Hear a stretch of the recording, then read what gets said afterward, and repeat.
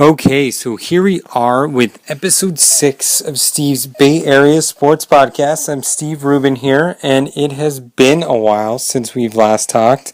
I've been in mourning after the NBA Finals loss to the Cavaliers. We are going to probably avoid talking Warriors here because this is a Giants trade deadline special that I'll be doing right now. And I'll be doing a future podcast that goes over the Warriors moves this offseason because they've kind of done a thing or two. Kevin Durant. But yeah, we'll talk more about Kevin Durant and how much I'm freaking out about that at a later date. But let's kind of focus here on today was the August 1st, which is the baseball trade deadline, where the Giants this week have made 3 deals. 2 of them, which I do like. I will give them 2 of them I do like.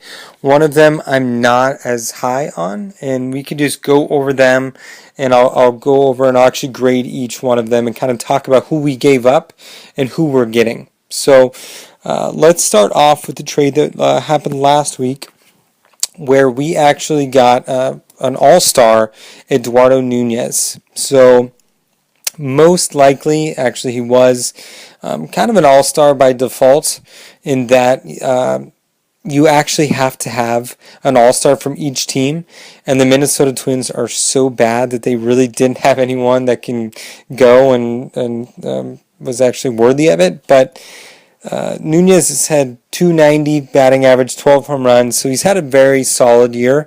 Not your stereotypical all-star numbers, but still to have a guy that we're getting here, batting 290, that can play really any infield position for us and potentially corner outfield. I don't know about that, but the potential, we'll throw that out there, is pretty awesome. So I'm pretty stoked on getting Eduardo Nunez here.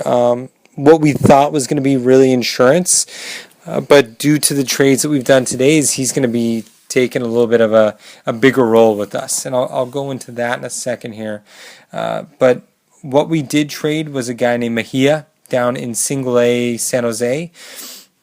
And Mejia would be maybe a future reliever, potential closer, but I think it's really worth getting an all-star by giving up a single A reliever. So I definitely think it's a great trade, and I'm excited to see what Nunez can give us this year and next year because we do have under contract for next year as well.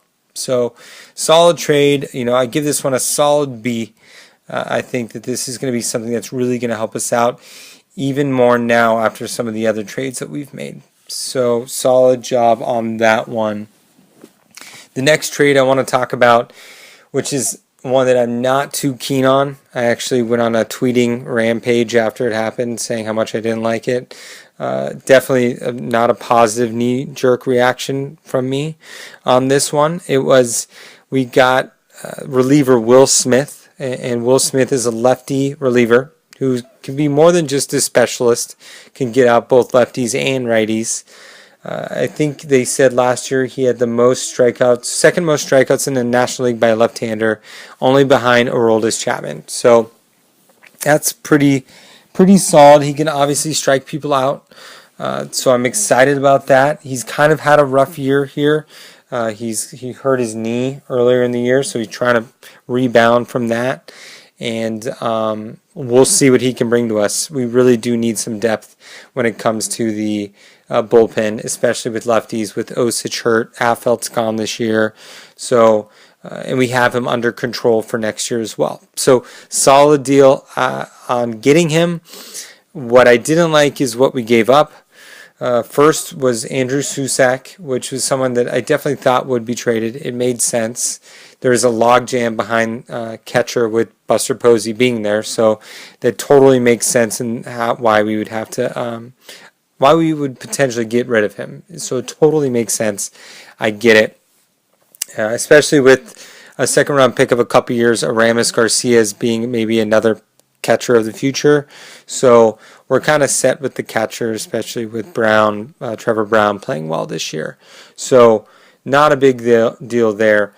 One the next player that we gave up for Will Smith, I was not happy to give up. He was our number one ranked prospect in the minors. His name is Phil Bickford, and Phil Bickford was a number one draft pick of ours 2 years ago. And Phil's a righty pitcher. He has high velocity, so 97, 98 as a starter, which is great. And he looks like Spicoli. So he had so many things going for him. Yes, he looked exactly like Spicoli from Fast Times at Ridgemont High. He actually was caught smoking weed, I think, actually in college as well. So he might actually be Spicoli. But beyond the way he looks and the way whatever he smokes, he really is a solid prospect, and he's playing really well. He was actually upgraded from our low single A of Augusta to high single A of San Jose this year, and he's been killing it there as well. So it's actually really tough to see him go, and that I think that this one will haunt us in the future. This trade actually, if you really look back at it, makes you realize that Sabean really is still pulling the strings. This is a very Brian Sabean move, in that it's not a sexy name, but we're giving up sexy names for him. It reminds me of in the mid-2000s, late 2000s, we actually traded our number one draft pick, David Aardsma, who is a potential closer, and our one of our top prospects in Jerome Williams for LaTroy Hawkins, a reliever. So 2 top prospects for a reliever. It's a very Brian Sabean San Francisco Giants move that most teams would not do. I think what we, unless you're one of our top guys like Posey, Belt, Crawford, and Bumgarner, that kind of go through our system really quickly and really rise through our system, we then look at you as bait for our 25-man roster. And that's clearly what was happening here, that we must have seen something we didn't like in Bickford, maybe in the way he pitches, and so then we realized that he is our number one ranked prospect. We might as well get something while he's still ranked that way. So it's a bummer to see. The good thing is that if we win this year, it's all good, and that we'll all forget about Phil Bickford and realize it all happened for the best. But this is one where I put my stamp on, in that 5 years down the line, if Bickford's good, I'm going to tell you guys all to look back at my podcast and listen to when I talk about Bickford.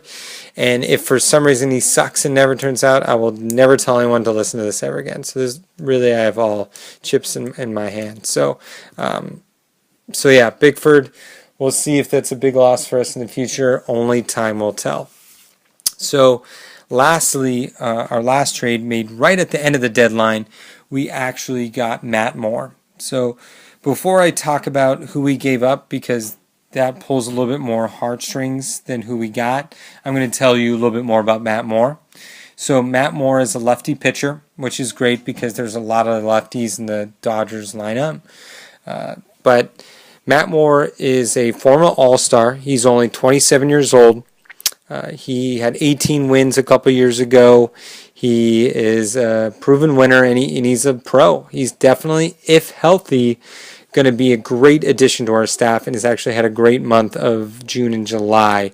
So hopefully he can come into us with this hot streak that he has. So Matt Moore, he's a former All-Star. He's only 27 years old, and we actually have him under contract for the next 3 years. So that is actually a huge plus. So I think he's going to make $8 million next year and $9 million the year after. So we have him this year and the next 2 years under contract, which is actually a really great deal to have a solid pitcher under contract for that long, who could potentially be an all-star caliber like he was a couple years ago. His one drawback is that he did have Tommy John surgery a couple years ago, so he's still trying to get back to his full form that he was before his surgery. But the last couple of months, he's looking like it. So at least we can kind of go into this with a positive note, in that we got a young 27-year-old potential frontline starter. So that's something to look forward to. To talk about who we lost, Susac or Luscious Susac, I talked about him last time. So Luscious Fox is one guy. He was an international signing that we signed a couple years ago. He's a shortstop in low A, Augusta. He's not killing it down there, so it's him is more based off potential of what he can be. So Luscious Fox, I think, is definitely someone that I would have expected to be traded, and I'm not too bummed out that we are. It's not like he's killing it right now. He's just based off potential. Matt Duffy is the next guy that we gave up, and that's a huge loss mentally to fans because we all love Matt Duffy. We love the Duff Man. He had a great year last year. He's kind of struggled this year and been injured, but we all think that he could be our third baseman of the future. But that is obviously not the case. So to kind of get a backstory of Duffy is that he's not really he never really was a top prospect for us. We never thought he'd be this good. He was drafted, I think, in maybe the 18th round or something. But he's kind of played in over his head, and I think the Giants wanted to take advantage of his stock being so high at this moment in order to get a frontline starter like Matt Moore. So with the subtraction of Matt Duffy, it actually puts in play one of our top prospects to be the next Matt Duffy, if not better. I look at him more of like a Crawford and Panic role in that these guys are supposed to be good and then they're just thrust into the limelight pretty early on. And that's Christian Arroyo. So Christian Arroyo is about 21 years old, just turned 21, so just legally able to drink. This guy was a former first-round draft pick of ours just, I think, maybe 3 years ago, right out of high school. And he is one of our top prospects. I think they ranked him our second top prospect behind Bickford in all of our organization. So he is now going to be able to get the chance to start in the next probably year or two. Honestly, I wouldn't be shocked if he's brought up this year. He could be brought up in the next couple of days even. But he's definitely going to be our third baseman of the future. He was drafted as a shortstop and even moved to second base. But with Crawford and Panic, he had nowhere to go.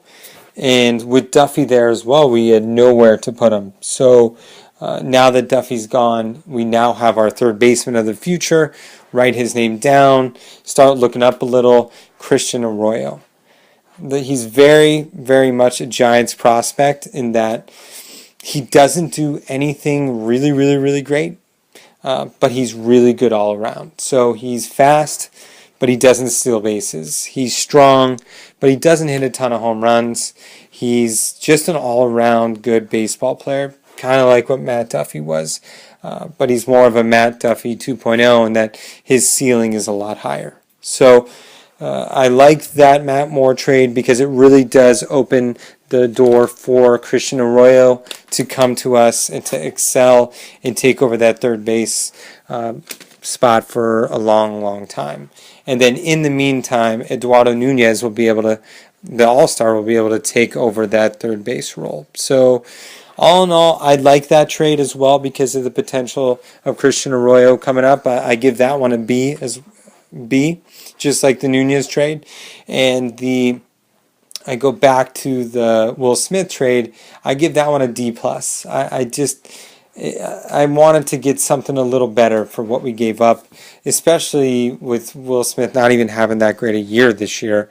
I would have thought we'd be able to get like a top line closer like Andrew Miller for that type of haul. So, well, that's pretty much it for now. I mean, any questions you guys have when it comes to the Giants or any predictions you have, put it into the comments below and I'll talk about it on my next podcast. And we'll be talking more about these trades later, and we'll be able to see if hindsight is 2020 and how these trades end up helping us and hopefully helping us win another World Series title. And that is it for today, and I will talk to you guys soon.